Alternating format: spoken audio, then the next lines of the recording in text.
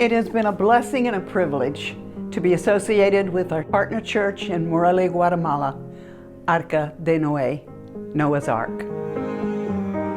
While poor in material goods but rich in the Spirit of the Lord, this small rural church has benefited from our efforts for over 20 years. When we first traveled to visit our brothers and sisters there, we saw many families and many needs. One of the earliest identified needs was for land. Families of Arca de Noé were being evicted from their homes because the land on which they lived belonged to large landowners who were selling off their farms. We raised the funds to purchase enough land for 10 families to build homes so that they could remain in their church and in their community.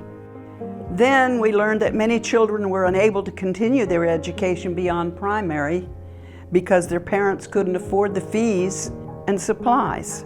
So more than a decade ago, we launched a scholarship program that continues today.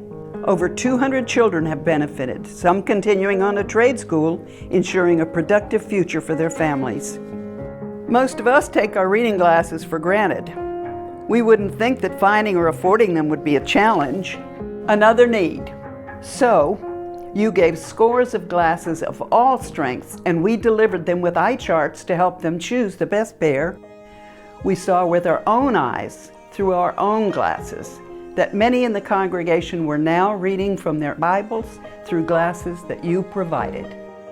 The children from our church connect too with the children of Arca de Noé. They even raise money to help with the scholarship program. The children exchange photos, drawings, and notes. Last year, our children prepared and sent Christmas ornament craft kits for the little brothers and sisters in Guatemala. Also, as a result of our efforts, for the first time, Arca de Noé benefits from a permanent pastor in residence. Attendance is increasing, they have many new members, and are growing a strong and involved youth group. Pastor Luis Gomez and his spirited wife Cosby have energized the congregation and engaged the youth. Needless to say, this year has posed its own challenges. Due to the coronavirus, Guatemala has imposed a lockdown. One member of each family can venture out only one day a week. In the beginning, jobs were stopped and getting food became a huge obstacle. Again, we rallied. We sent enough money to provide 63 families with enough food for several weeks. Over the years, we've had almost 30 members of this congregation visit Arca de Noé, and several members of Arca de Noé have paid us visits as well. None of this would have been possible without you, your tithes, offerings, and special gifts.